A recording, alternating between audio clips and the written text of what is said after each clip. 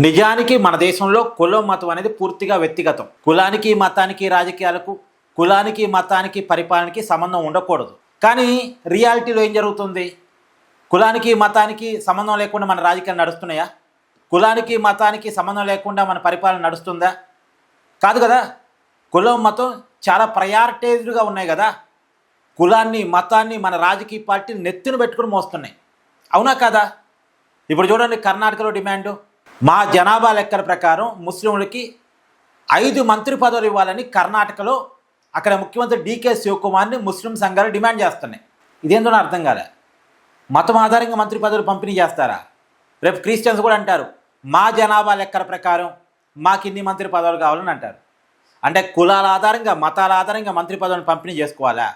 మా సామాజిక వర్గానికి కూడా ప్రయారిటీ ఇవ్వండి, మాకు కూడా మంత్రివర్గంలో చోటు కల్పించండి అనంతవరకు అభ్యంతరం లేదు. కానీ మాకు ఇన్ని మంత్రి పదవులు కావాల్సిందే అని ఒక మతం అడగటం అంటే ఏంటిది? ఎటువైపు వెళ్తుంది ఈ దేశం? ఏమనాలి అసలు వీళ్ళని? దీని మీద మీ అభిప్రాయాన్ని కామెంట్ చేయండి.